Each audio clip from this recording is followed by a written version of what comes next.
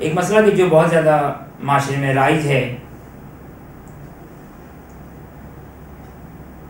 کہ مصلحت الہی، مصلحت خداوندی کی بنا پر مثلا خداوند متعال نے کسی کو اولاد نہیں دی اور اس کا امتحان ہے، خدا کے نزدیک انشاءاللہ اس کا مقام و منزلت ہے اگر وہ اس امتحان میں صبر کرے۔ اور یہاں پر ایک جو مسئلہ عام طور پر معاشرے میں رائج ہے، بچوں کو گود لے لینا۔ خوب اس میں ایک دفعہ جیسے عام طور پر رائج ہے کہ شوہر کی بہن، شوہر کے بھائی یا بیوی کی بہن یا بیوی کے بھائی نے اپنی اولاد کو، مثال کو اپنی بہن کو یا اپنے بھائی کو دے دی، ان کی تربیت کرتے ہیں۔ اگرچہ ولی وہ اصلی باپ ہوگا لیکن اپنی تربیت ان کے سپرد کر دی اور یہ تربیت کر رہے ہیں ان کی پرمیشن سے۔ اور بچے ممکن ہے والدین کہیں، اپنے ماں باپ کہیں، لیکن حقیقی ماں باپ تو نہیں ہیں،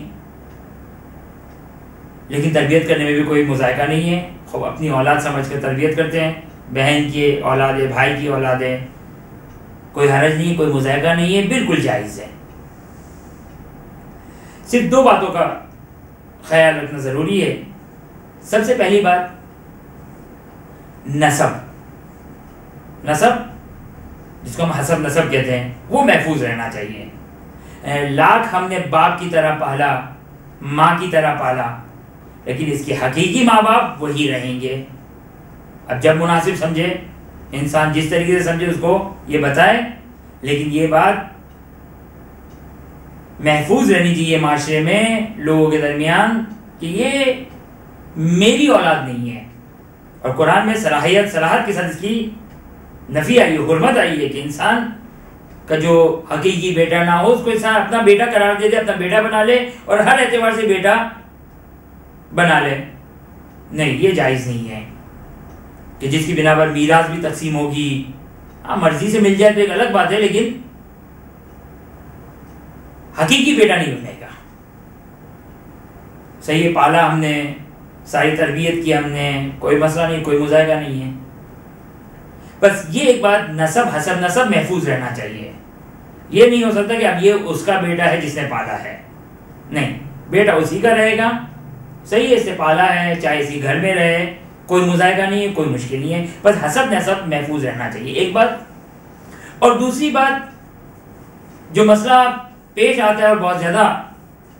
مسئلہ پیش آتا ہے وہ حجاب کا مسئلہ پیش آتا ہے۔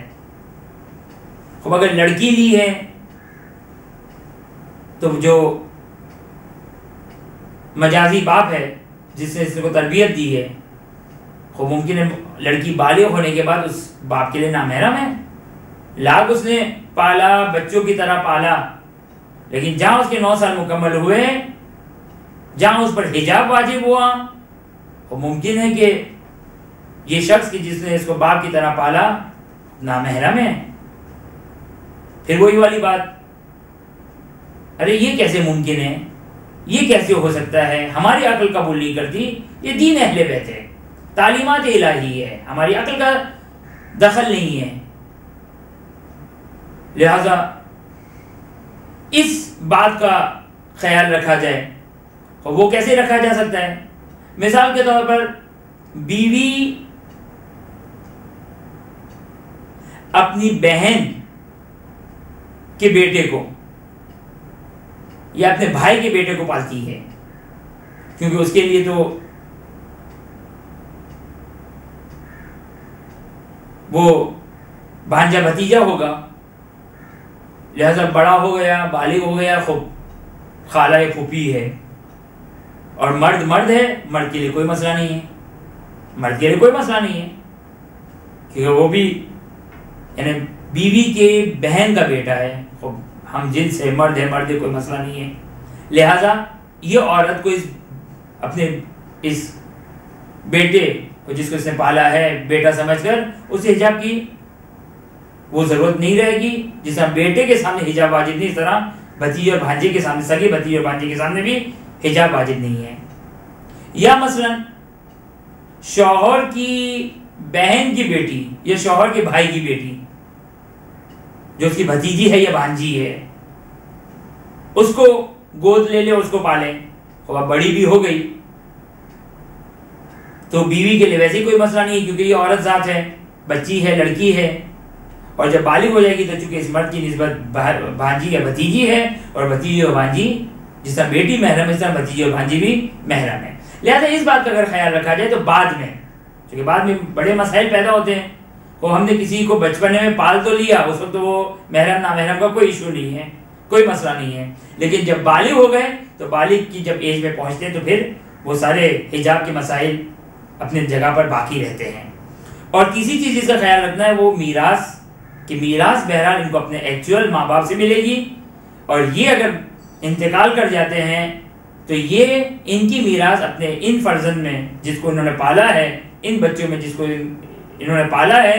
یہ ان کی میراث میں تقسیم نہیں ہوگی، مگر یہ کہ انڈرسٹینڈنگ ہو جائے، سارے وارثین راضی ہو جائے تو کوئی ایشو نہیں ہے. برحمتك يا أرحم الراحمين وصلى الله على محمد وآله